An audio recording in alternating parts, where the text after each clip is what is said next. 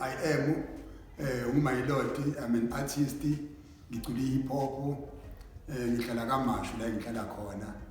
And senginazo nje ingoma eziningi esengiculile ngiperforma abantu bangazi bangirecognize because nami ngenza into engiyithandayo.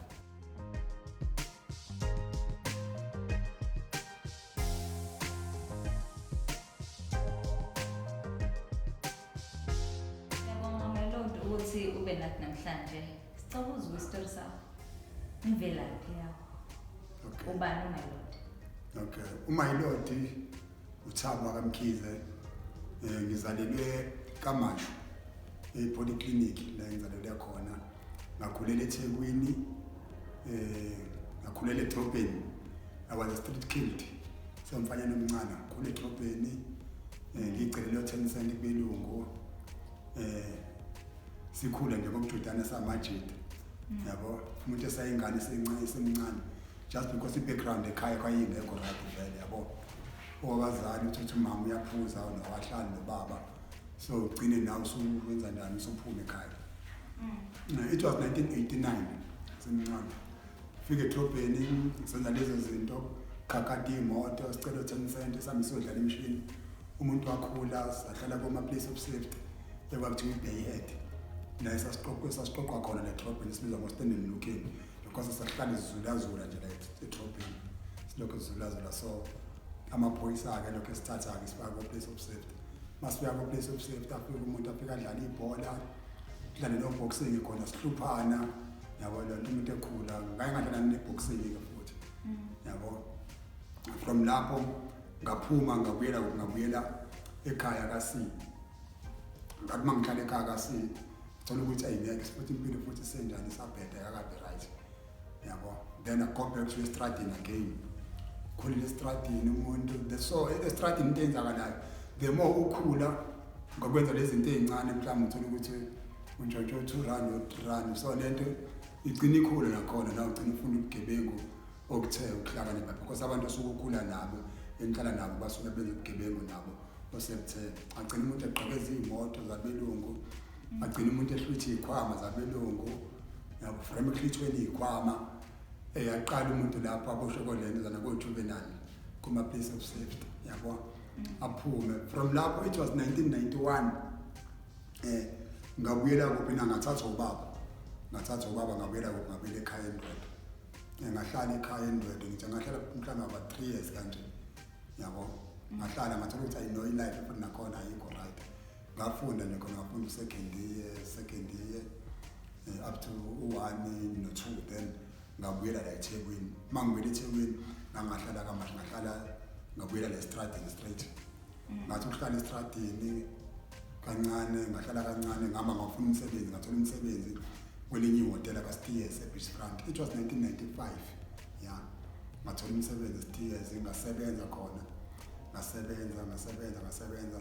Kushuthi abangani bami besikade sikhula nabo estradini basebenza ecrime-ke yona isithe ukuhleleka, yabo.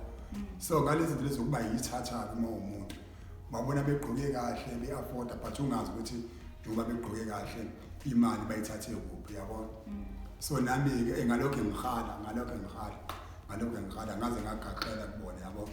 Ngangena sahamba nabo safike saganga sasigqekeza-ke sigqekeze sithola ama-chain, sithola imali, yabo. Lonto into engikade ngayijwayele nami, yabo. Lonto imali engaka ngiqale ngithenge into engangikade ngilokhu ngiyifisa ngiyibuka, uthola ukuthi angikwazi ukuthi ngiyithenge, yabo.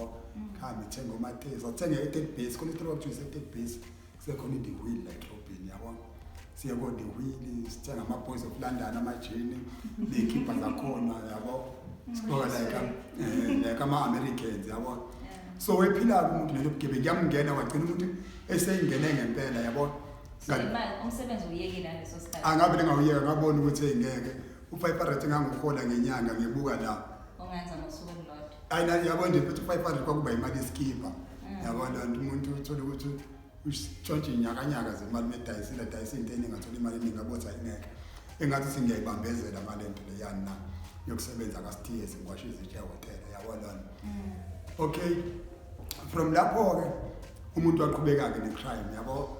Waqhubeka wayenza i-crime ngempela, sahlala emafletini ngabe sigebengu esiklini esigezayo esigqokayo yabo omunye umuntu bengibona ngiclean engazi ukuthi njoba ngiclean imali ngithathe kuphi yabo kanti ngilentuzana ngiqekezela abantu ngihlupha abanye abantu abayisebenzela in fact ngangijotshela abelungu ngithina yabo sasikhohliza ngaloko sithi sijotshela abelungu namandini yabo lokho senze into wrong ekugcineni yabo Uzama ukuziduduza. ya sizama ukuyiduduza honestly sasiyiduduza yabo okay ngaboshwa it was 1996 ku-August saboshwa khona abafethu sasihamba nabo yabo omunye sewashona kwathiwa uNkosi wakamsimango yabo esasicula naye sasiqala nalento yokucula ke kudala ngoba lento equle isuka kude naye yabo ayo right ke siboshwe ngo-1996 ngiboshelwe nje esinye isitolo sasikade umuntu ekhale kusona ngiphinde ngiphume futhi yabo lonto mangiphuma ngiphile nje isikhathi eside lempilo kanga yabo lonto thenga ingubo sibuka abantu yabo ngiya nasekhaya kaSika Mashu ngihlale leso sikhashana ngibele etrobheni ngihlale leso sikhashana ngibele etrobheni so kwazothi ngo-2000 yabo futhi ngedeyo 2000 ngaba khona icala engilenzayo uma ngilenza leli cala elangifuna yabo so ngagcina sengibaleka ke etrobheni yabo lo ngoba ngafuna idolobha lonke ngaya nasekhaya kaSiba bafike bangifuna nasekhaya ngabaleka ngayohlala eClermont bangifuna ngasuka eClermont ngabaleka ngayohlala eNdwedwe yabo engahlala eNdwedwe engabona ukuthi engeke impilo nakhona iyangihlula so ngaba umuntu obuyayo engazothi ngizobheka la ekhaya kaSiba mangifika ngafike ngabuza ukuthi labantu ababengifuna namaphoyisa kwathiwa no kade bagcina ukufika yabo ingaqala kanjalo ngisho ukuthi ngahlala yabo ekhaya kaSiba mangihlezi ekhaya kaSiba kwakwakhiwa lezindlu lezi zomxhasa lapha kuthi sasolezo kaMasha futhi ngabe ngiyibambela itoho khona ngiyibambela itoho indaba umculo sengiyekile yabo lo because ngangasitholi isikhathi ngakade ngesigebengu ngaphazamiseka ngase ngiyakhohlwa indaba umculo yabo so ngiyibambela itoho ngakhona ngiyilipha ngihlobela udaka khona yabo so ngabekezela ngafundisa umsebenzi omunye umlungu ngafunda umsebenzi ngakhe izindlu ngazakhe izindlu ngagcina ngithola umuzi nami khona umxhaso khona yabo so sengirelaxile ke lapho ngathola omunye ubra wami ekuthiwa uThaphela kaMkhize uthi ayisakhula nayo ube umuntu straight uyi-mechanical engineering yabo wevele ngahambisana nalezi zinto lezi engizenzayo the time ngangenza lezi zinto zokuganga saqhelelana yabo but ngalesikhathi sangathi sengifuna amaphoyisa in yabo kwesinye isikhathi ngangingifike kushonele ukuthi ngifika sengiyakhala yabo from lapho ke ngahlangana naye mangihlangana naye engamchazela phela ukuthi hey bethu angisayithanda into engiyenza yabo and akusenzeki yabo so wangithatha wangisa esontweni yabo wekhonza kwelinye isonto oThogathi yabo wangithatha ngise esontweni ngafike ngathandazela khona ngasho ukuthi kade ngize ukuthi yabo so ngase ngiyathandazelwa ngabhabhadiswa ngabuya yabo ngabuya ngasebenzela so ngalokho ngibhatanisa nekanjalo ngalokho ngibhatanisa so kwazi ukuthi ngo-2011 sathola umsebenzi in construction because I've got experience yawa construction industry yabo so sathola umsebenzi eNewcastle ukuthi sakhe indawo sakhe umgwaqo so sahamba ke saya khona abazi supervisor yabo mangifika eNewcastle ngifica lezi itude lesikhona lezi itude lezi ezincanyane ezibhedaza zasemalokishini uthothi zasekamereni yabo mangifika khona ngifike umunye umfana afika ngithathe imali bengisawuthabo lapho yabo lo tingakaqile kakhulu le ekama ilodi yabo thiwa Thabo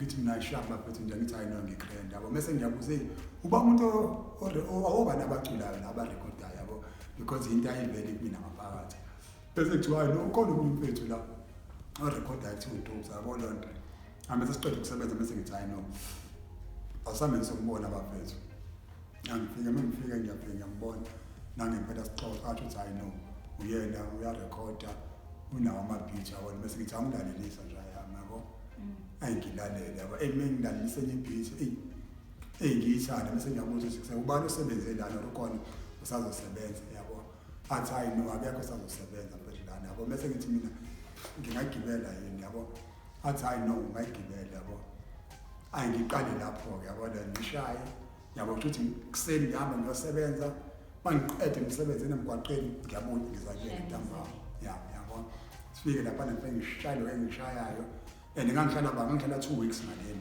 bese ngibuyela ngala eThekwini yabo. So mangihlala 2 weeks ngithi mangibuya mhlawumbe sengibuya senginengoma engakuna eziwu3 yabo. Mangifika la eThekwini endlini yami ngifika vele nganginayo iradi encane yabo.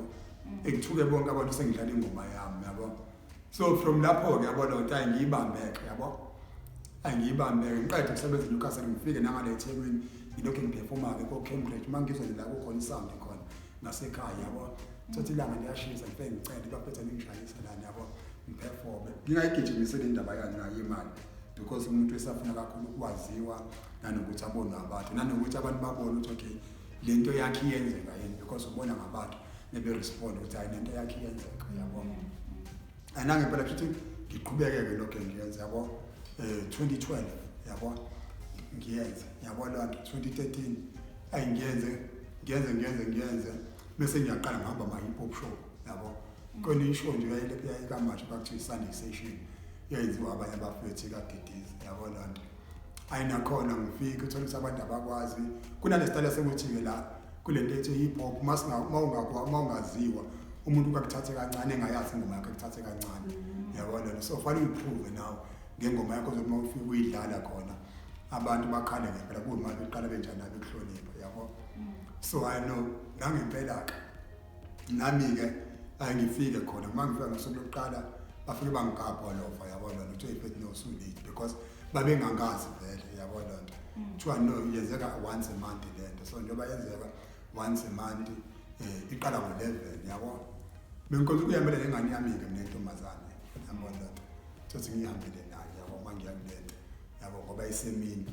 Actually on the following month ngifike ngo11 besaxhuma isound ngakakhona umuntu yabo because ngangifuna ukukhombisa nami ukuthi into engiyithandayo and ngibalekela nokuthi ngingathi mangifika mase kuthiwa impethu sekulate ngoba nasebebhalisile ngekusalithola ithuba yabo. Bese ngithi hayi no angiyiposition nje ukuthi okay ngifike kuqala yabo. Ayinangempela ngifike yabo. Ayinangempela kubhalisa open mic ngibhale open mic.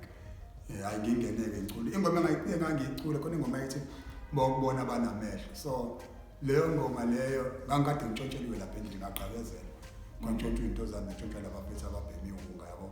So ukuyicula kwami ngangikhuluma into eyenzakele angithi yabo lo. So eyarelate kakhulu abantu bayithanda abantu banginothisa ngayo angithi yabo. So baqala abantu lapho ukuthi cha ngeke lo mfethu lo yabo lo my lord. So igama lika my lord liqhamuka ekutheni khona ubhuti wami uRasta yabo ngitele kakhulu namarasta.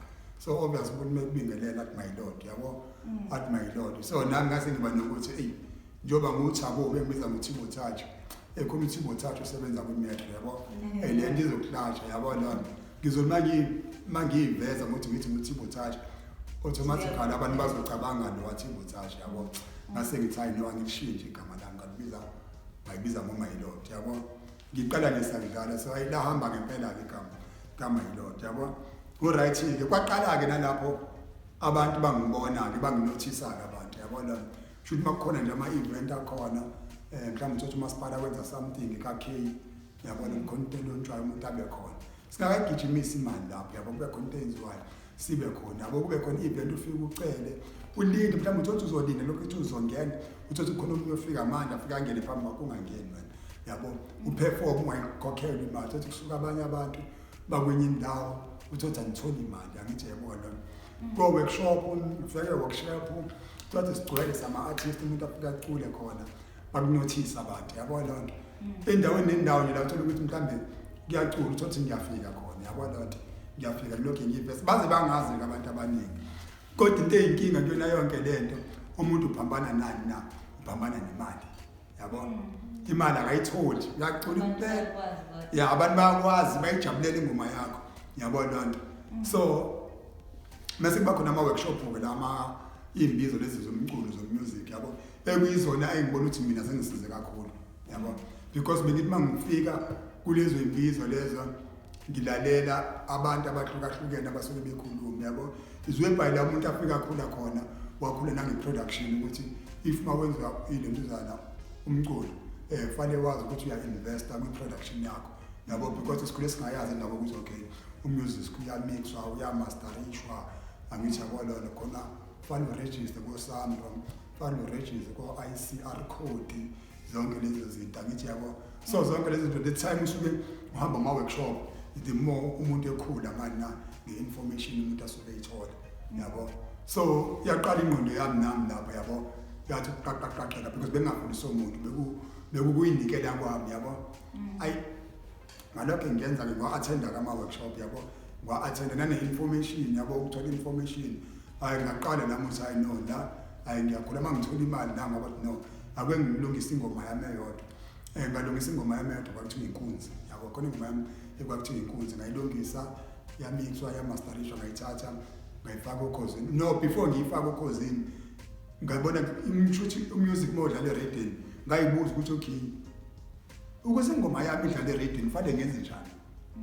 Angithi yabo kwayinto engiyibuza yona. Ngabule ngathi yazini angivele ngisuke ngiyokhosini. Ngasuka ngihamba ngawukhosini, ngafika la reception ngafike ngababuza ukuthi okay uma ngifuna ingoma yami idlale la fanele ngenze njani.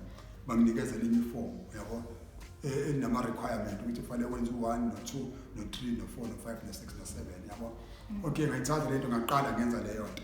Ngayimix ingoma, ngayimasterish ingoma, ngenza cover slips, ngenza shoot photo shoot, ngakwenza nje konke ngakwenza ngaqala ngayisubmit yabo. Mase ngisubmitile base kuthiwa no follow up yabo lonto. Ayish ngenza follow up mhlawumbe yenze inyanga yonke yabo lonto. Uyafona fonele umunye usisi ngemusho ngegama yabo. Fonele lo sisi lona athi angifike ngolesithathu, angifone ngolesithathu, ngifone ngolesithathu ngingamtholi ngilokho ngiyabo. Sithi nje yabo lo banga isicephe ukuthi ufona time na time. Ayi wagcina wathi hayi no isibe system yabo. Wathi hayi no isizodlala manje yabo. Ngoba nakhona sengiqala ukwenza njani na uqinisa ivoice ukhuluma amagama strong yabo. Okay yadlalwa kabili kathathu bajabule nabantu yabo. Bathi ukudlalwa kwayo still kwangifakela umuntu imali lokho yabo.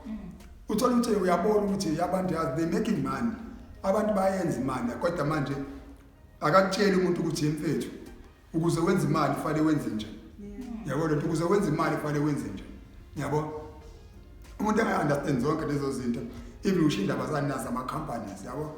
So ngajoina enye organization ekwakuthiwa iSayCAF yabo, iyelela ama artist yabo. So mangijoyina alright ngahamba nayo yabo, ngahamba nayo. Engithe ngisuka ngabona ukuthi ngathi ukuthi naye iyangibambezela yabo because angikwazi ukuthi kungena imali ephaketheni kumina. Angithi yabo lona but abantu they making money maceleni uyababona ama artist yazi uyafika kumuntu uthothi uboleka u10 rand yabo lona. Uyambona umjito ugrand ayina uyagqoka kamnandi yabo lona uyacula athi imayilothi zashaya ingoma zakhe yabo. Kodwa manje problem ile engena yemali ukuthi emalini ingena kanjani lana yabo. So into eyenzekile-ke kwazothi ngo-2016 kuyi-Essence Festival yabo. Kwi-Essence Festival la ama-artist ala eThekwini nonke kade elwela ukuthi okay afuna ukuthi angene nawo perform because kwangena abantu bakuphi na basegodi yabo. Lento uthatha ama-artist angana mancane yabo. Mangiyibuka lento ngathola ukuthi indaba yama up and coming yabo lento ayikhulunywa kakhulu lana, abantu bagxile kubona kakhulu yabo lento ukuthi kufanele singene siperforme lana. Ngayibuka lento lena ukuthi ish yazi yashaya. So ngathi ngiyazama ukuyikhuluma kwathiwa sekulate. Angithi yabuka lonto. Alright 2017 shuthi ke ngasikhathi unyaka uhamba nami ngiyakhula ke yabo lonto. Nami ngiyakhula ngokuthi okay izinto ngiyi-understand, ngikwazi nokuthi okay ngikwazi ukuthi okay ngikhulume yabona lonto. Okay ngo-2017 kwathi sekubuya i-Essence Festival yabo, kwakunomhlangano ngophi na e-music school yabo lonto, onye organization ekuthiwa i-SIFS enkulu yabo. So kukhulumyeke lana-ke lezi zinto ekwakade kukhulunywa ngazo ukuthi ngithule ngilalele.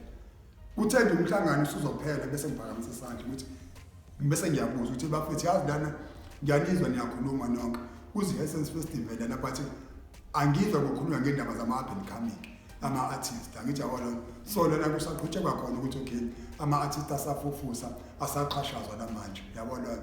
At the same time sibe sazi ukuthi sonke sabakhokhi bentela bale South Africa and siyavota nathi la so sinelungelo ukuthi la ekubenefita khona abanye abantu nathi fanele sibenefit or ifane ma benefit ngithi yabo because egcina ifane ikhulume kanjalo vele lento yabo so kwale nginotiseka khona yabo so ngithe manginotiseka kwaba khona umhlangano kuphi na wakwa-Durban Tourism lo mhlangano obizwa uPhilip Sithole uPhilip Sithole kuyena uyilentuzana sort of a city manager kamasipala onesikhundla esikhulu kodwa ophethe ibudget enkulu yabo so wasethi no angibizwe nami ukuze bengathi abanye mebeya ema-office bekhulumela ama-artist bese kuba khona umsindo osukayo sithi kuthiwa sisale ngaphandle so ngabizwa-ke mangibizwa ngahlala phansi nami ngajoyina le-organization le kwakukhona khona uDizozo kukhona uJoy kukhona uMakaholu Holiday yabo so kukhona bona so mina ngikana nge-angle yokuthi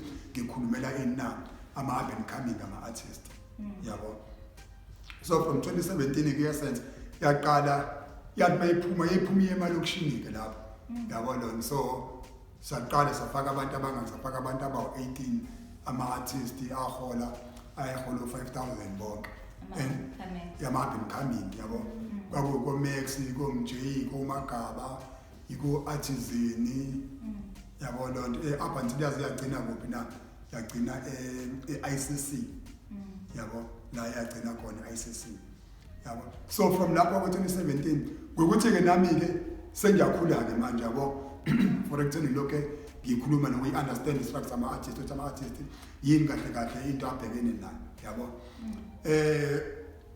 ngaze ngithole omunye umfethu uBrawa wami khona omunye uBrawa methuba uSobs uDJ Sobs ubewenza ingoma noBonke sengoma nje iyaduma kakhulu ethi mina lento zani efana nawo yabo lo Bonke sashaya nje kakhulu yabo okay uma hlala phansi sixoxe le mthemfethu yazi we artist and you've got the experience and uDJ kodwa manje uphambana nemali ngiphambana nemali yabo yiphi into esingayenza lana yabo lona for ekutheni sikwazi ukuthi okheleni sikwazi ukuthi silwe kahle yabo ngaleso sikhathi ngathi mina mfethu into engizoyenza ngizoyishiya mina le organization because vele le organization iphethwe kakhulu mina eGoli yabo and mina ngumuntu oyi-additional member so ngiyakhuluma nginama-facilitator ukuthi ngikwazi even noma imali zingena kwabanye abantu ayingeni kumina direct yabo so senza njani na saqala i-organization yabo sahlala phansi athi no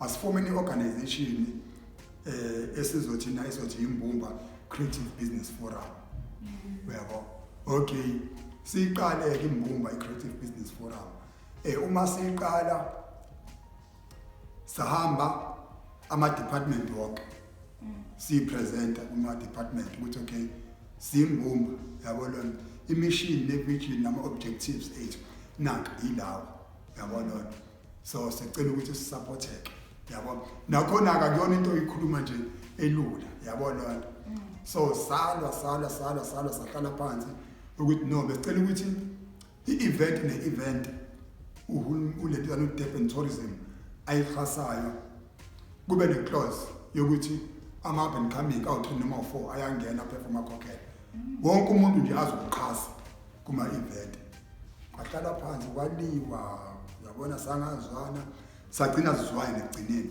yabo yini abayibelayo kona no phela into engekho lena into ebingaziwa yabo lo so no event organizer into entsha yabo lo yokuthi bayayala leyo nto so u-event organizer ngithi bezenzele i-event engaphoqi ukuthi okay ifaka abantu abawu-3 bathola i-platform erisame time uzophinda futhi uyabakhokhela akuthi ayibuka lo ngithi ayibona into ukuthi i-strange kanjani but ekugcineni ifale phela inani ilentuzana i-development fane ibonakala ukuthi okay if uhulumeni efaka something yini ayitholayo yabo lo so uhulumeni uma efaka imali uyathola if ukuthi okay uzofika afaka imali mesenza njani na muso ufaka ina abantu abakwi-development ekutheni bakhule nabo bathola i-platform mase bethola nanani stipends yabo so wobani abantu abazoyifacilitator lonto so imbumba Creative Business Forum izoyifacilitator lonto yabo lona so kwaba likhulu-ke no-event organizer sahlala phansi sayikhuluma kwenziwa ama-meetings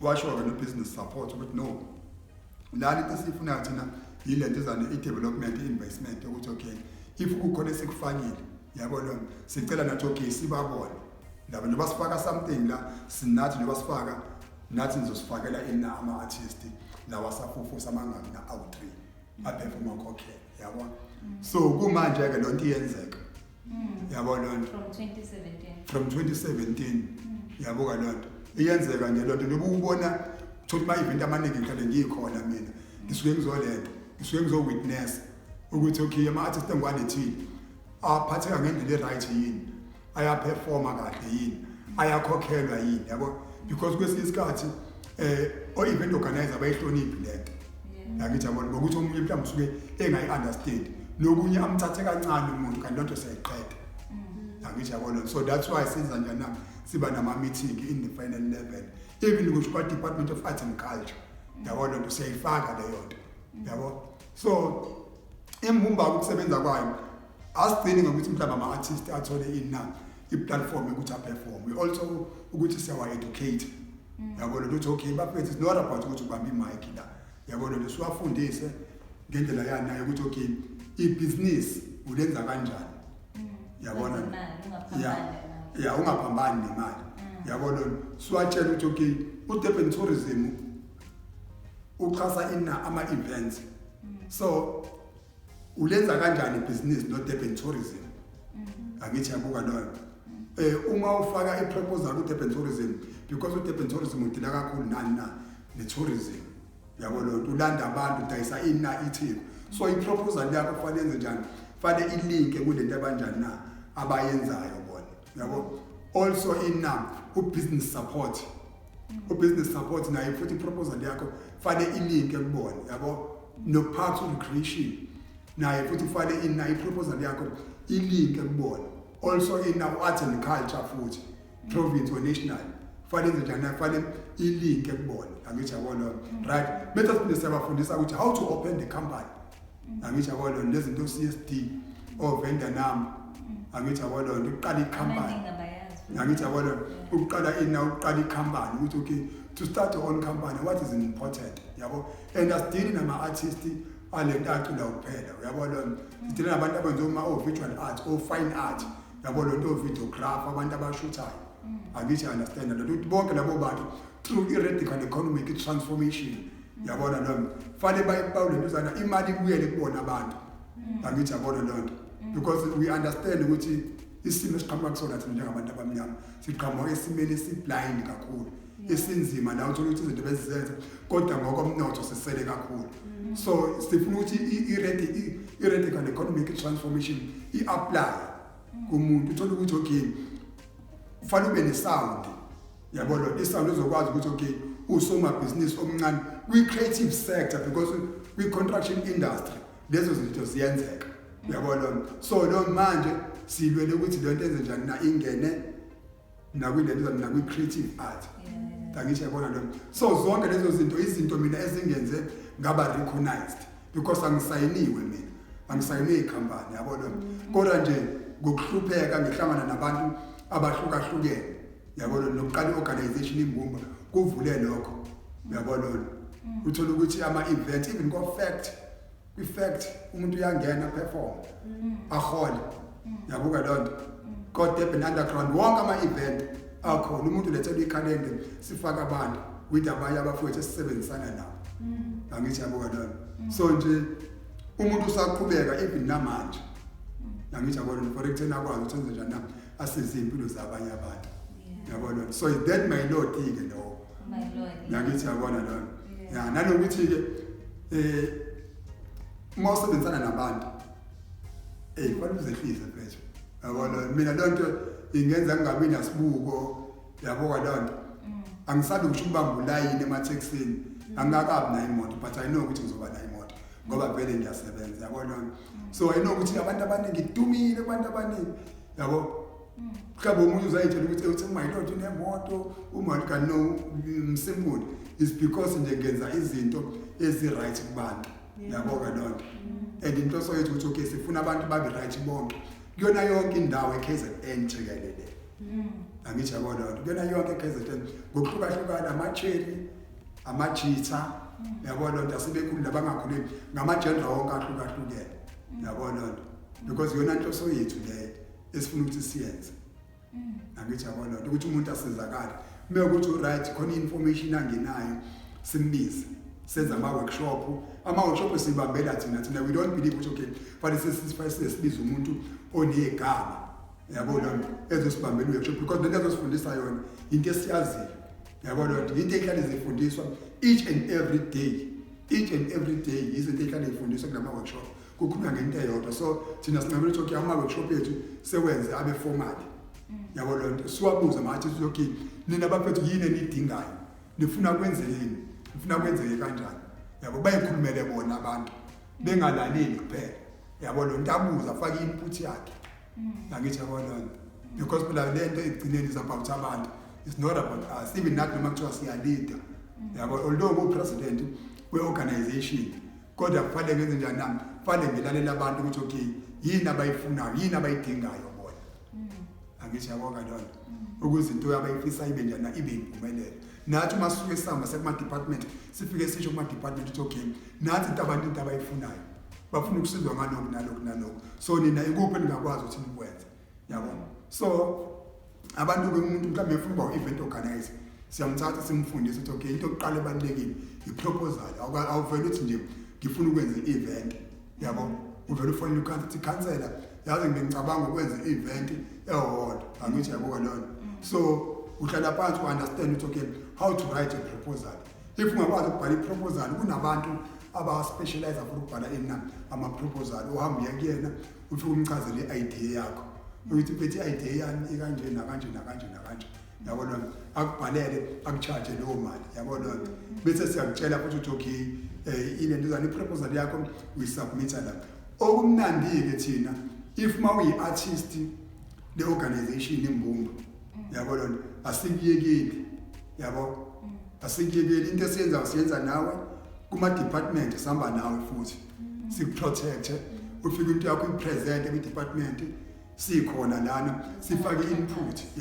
sifake input because sisuke sibukane ukuthi izosiza amanye ama-artist abenefit akhokhele aperform akhokhele yabo kungaba umuntu o-fashion designer kungaba umuntu omodelayo kungaba oshuthayo angithi yabona kungaba odansayo kungaba o-DJ angithi yabuka lonto yabo so nje into yembumba and asiqhasiwe bafethu hayi ngoba ukuthi nje siqhasiwe asiqhasiwe ukuthi nje izinto ama-workshop nje siwenza singenamali yabo lonto siwenza singenamali sikhiphe imali yethu sihlanganisa ilatha sihlanganisela amajeti angithi yabo that's why umasipala esirecognize kanjena yabo lonto ukuthi lama guys ayasebenza yabo lonto iyasebenza lo-organization ekuthini imbubo besikanakekile besibukeka njengabantu mhlawumbe abalwayo yabo lonto kodwa uma usubuka i-business profile yethu ubuka i-business plan yethu ubuka nemisebenzi esesiyenzeni because yabo nje uma ngikhuluma manje mhlawumbe ama-artist esesiwafakile perform mhlawumbe labo 267 if I'm not mistaken yabo and wonke lama-event azoqhamuka futhi manje for this year sizofaka ama-artist futhi yabo lo kuyarotate kanje yes ukuthi akhule yabo ngokufaka ama-artist nokuthi niwakhulise kwenzakalani kuMyLord yena as a-artist uMyLord yacula mfethu angakabi seyinhlelweni zani nazi album because into esengiyibukile kakhulu la kule industry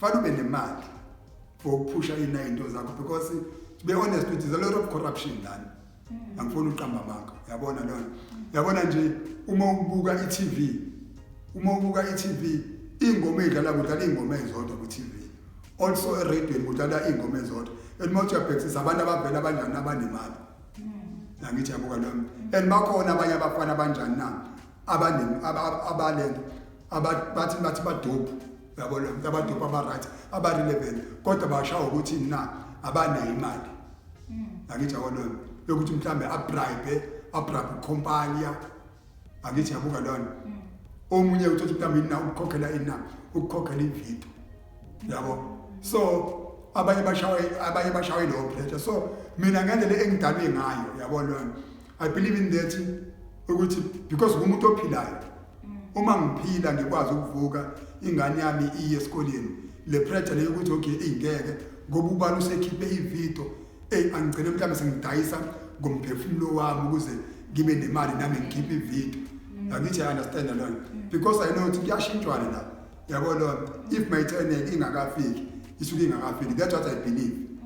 Angithi yabuka lo but uthola abanye uthola sebeyathwala. Angithi yabo lo abanye sebedayisa ngemizimba bengaqondile. Yabo lo just because umuntu ufuna ukuthi okay abe kulisa standard and impilo le celebrate yamanga into ebuhlungu. Yabuka lo ziningi ingane zabantu ezihlomekayo zihlomekiswa into ezibuka ku TV. Yabo lo uthola ukuthi umuntu imoto iqashile, umuzi lona ashuthela kona uqashile, amabhodlela lawo omama wethu kugcwele amanzi. Angithi yabo lo so akukhulunywa into enjani na eyiqiniso. Abantu abatshela into eyiqiniso even music. Umusic akudlalwa umusic onjani na olulekayo owakha abantu ofaka abantu kuphi na endleleni. Kufaka umusic onjani na odukisa isizwe. Angithi yabo lo because uma ubuka ngomusic manje uzo ingoma ezodlala edlalwa kuma TV fanele sibone udade wethu benjani na benqunu. Angithi I understand alone. Uma ngumfana njengoba nguma ilodi ngine gap kanje fanele ngiyofaka amazinyo le gap yami ngigunde. Yabuka leyo nto le mhlawumbe intshebe ngiyenza ibe yelo. Yabuka leyo nto le angiseyimina lapho yabo. But egcineni ayino ukuthi mina abantu bangithanda ngivele nginje. Angithi uma ngigezile nje ngaqini ngafaka i-roll on akukho ngingakwenza ngaphezulu kwalokho. Yabo kodwa ke ngokwebusiness ke kokuthi okay kufanele ukuthi kwenziwe imali ngeartist. That's why uthi umuntu ugcina eseshintsha izinto esefaka kusho amacici emadlebeni emakhaleni. Angithi ayibo yonke lezo zinto lezo. Yabo lo but uma ilodi mfethu ngizokuthembisa ukuthi umusic ngiyawuthanda. I want to release the album. Yabo lo ngiyafisa ukurelease the album, ngiyafisa ukurelease ama-single, ngiyafisa futhi ukuthi ngibe no-music video, ngiyafisa futhi ukuthi okay abantu music wami ufinyelele kubona yabo. So konke lokho is a long process and idinga financial. Angisho yabuka lo. So that's why kukhona ama-companies asayina abantu. Yabo because uma exciting company ithatha wonke lo ma responsibility. Yabuka lo then wena musu uyasebenza ke udla ngokusebenza uthole lelo person lelo suku libona because abantu abaningi bayibona i-artist balibone li-right kanti akazi ukuthi ngale kwi-artist yini eyenzakalayo. So thina siyakhuluma nabafethu siyazi bahlale besikhalela abanye. Angithi yabo nje mina ngifuna uqamba manga hayi ukuthi mina ngishawa i-pressure ukuthi okay efanele ngisayine mina ngi-right la ngikhona. Yabo kalonto ngoba mina uma ukhuluma nami ungibhuka ubhuka uMyLord direct kanje. Yabo uma ungifakela imali uyifaka kuMyLord direct but lokho akusho ukuthi ngithi angifuni ukusayina.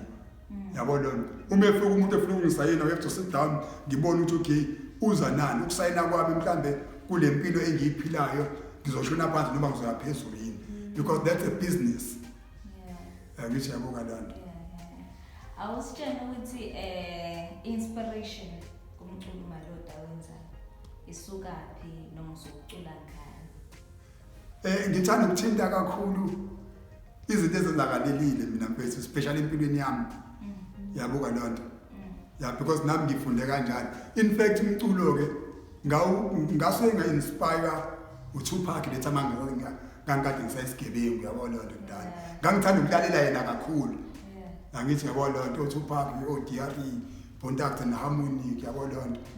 Yabo lonto ngangithanda ukulalela bona ngalesa sikhathi angithi yabo lonto. So ngagcina ngingene leso style so that's why even kusho uyamna ukubona engomeni zami isikhathi esikhulu kumuntu yabo nje engazi ukuthi mhlambe ngine-enga yabo kanti angina-enga yini nje ngisuke ngajwayela ngapho abantu bekhuluma ini na amaqiniso yabo lonto nanokuthi nami ngumuntu okhulele kakhulu estradini izinto bengiyibona angithi yabo lonto and nanezinto futhi ezenzakalayo kumanje yabona abafethu badlala ama-drugs kumini izinto phela sicule ngazo lezo angithi yabo lonto ukuthi abantu badlala ama-drugs angithi yabo izinto lezi phela sicule ngazo ukumotivate abantu izinto phela sicule ngazo sinikeza abantu ithemba yabo lonto uthi okay no abantu ubugebengu izinto phela sikhulume ngazo lezo ukuthi the consequences yobugebengu yini yabo lonto khona indlela ibonakala iyinhle uma usaqala participate usayo ukuthola sekugcineni kufa ngithi I understand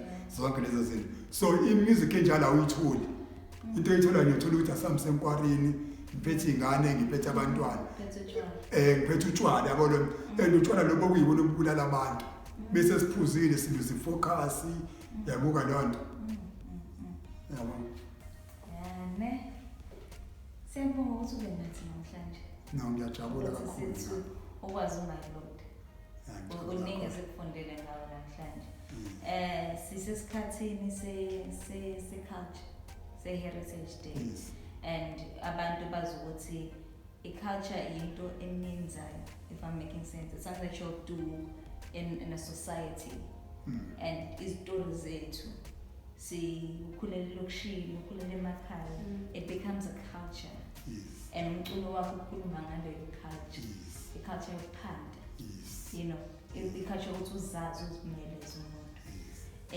uma kumnyameza ungafuna ukuthi udlulise kwabantu abanalo nalekhono lomculo abanalo ikhono lokuba kwindima ye-art mina mfethu engingakusho ngelana is to encourage abafethu nodadewethu yabo lonto ukuthi believe in yourself yeah yabo lonto believe in yourself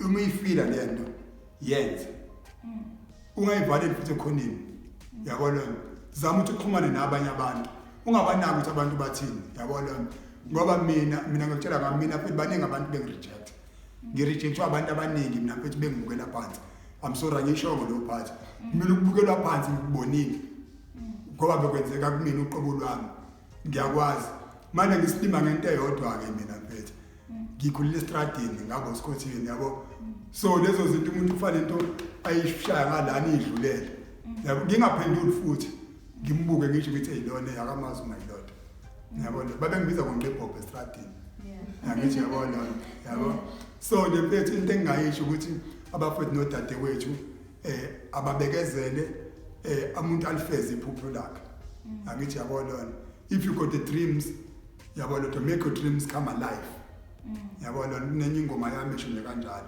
because mina ngikubonile mina started from nowhere yabona but ngiyabona no into umuyitshela yona iyenzeka because isuke isiphiwo ngithi yabona ziningi izinto engizenzile kodwa leyo mculo iyona iphume nami eceleni yabo so nje abafuna nodadewethu ababekezele baphushe and umuntu abeyilento ayiyona angazama ukuzenza umunye umuntu yabona because mina ngikuthanda uwena angithi yabuka lonto yabona noma nje uyidaki kanje ngikuthanda uyidaki kanje yabona umuntu uzohamba manje na ubuye ungeseyona lento lekade ngikubona uyona mhlambe ngizothula but ngaphakathi enhlizweni yami ngithi akusayona lento lena mina engikwazi uyiyona yabona so that's why ukubona nasemculweni umuntu usimazi ngenye indlela ethi meseqhubeka ukuthi useyenye into uthi mhlawumbe akasatheko yabona so when it's coming to culture yabona abantu abahlale kwi-culture yethu bafethu i-culture likhona abanye uthola ukuthi ngomusic wakhe yabona lonto like ngalinganisa ngoba ubani umuntu engalinganisa ngaye I can talk about Uzaku Brawa, I don't think I have any problem. Yabona uzakwe since ngamazi yabona although noma music style siyashintsha ke ngokushintsha but uzakwe akabaleki into enayiyona although noma uyafaka iipies lezi zamanje angithi I understand lona but akabaleki kuleyanto yakhe ukuthi no uzakwe ke lona yabona so that's why ngibona elokhe relevant yabona that's why ngilokhu ngibona iphukwa futhi kuna wonke ama event uhlele khona kuma event because sisathola leyanto le esimazi ngayo angithi ayibuka lonto sisathola lonto akukho la ayiseyishuna khona esefuna ukufana noNesty C yabona uNesty C uzako uDuncan uMayiload angithi yabona lonto lucky or not even uthi abadlali bebhola usiyabonga noMvethe waye striker se-Chiefs uyabona lonto uJabu Pule wayi-striker se-Chiefs but babengadlali ngendlela efana kodwa bonke babentwimbu angithi understand lonto so it's the same thing yike nakuthini ukuthi okay asoze safana umuntu akenza lento ayiyona ungayishintshi yabo mina ivoice yami kanje angithi yabo lo but mase ngifuna ivoice yami ifane nekaNSTC kuzobona ukuthi no akuyena uMayilothi lo esimaziyo thina nangu thina uMayilothi esimaziyo yabo lo so nje abantu abahlale kulento abayiyona bengashintshi baqhubeke basebenze kakhulu baphakamisa amasokisi baphumele obala futhi because sikhona nathi njenge organization angithi yabo lo abantu abafuna ukuthi mhlawumbe basebenzisane nembumba sikhona wona umsebenzi wethu and asicharge imali akho mali sithathe ama-artistini even noma kuthi umuntu ade operform uma ehola u-5,000 wakhe u-5,000 wakhe uyangena nje ubunjalo lo mali ayizi kuthina thina sikufaka kwi-event ama-bank details wanika wena lo u-event organizer angithi yabo lo nto mina bese ngifaka i-pressure ukuthi okay akakhokhela ngozwa ngawe ukuthi hayi Mayilothi isingenile imali yakhe kuyosiyabonga yabo lo cela utshele nabanye for ekutheni bamotivateke yabo lo so nje abantu bahlala enteni yabo bangakhohlwa ukuthi baqhamuka kuphi bakuphi and baya kuphi angithi yabo lo that's very important.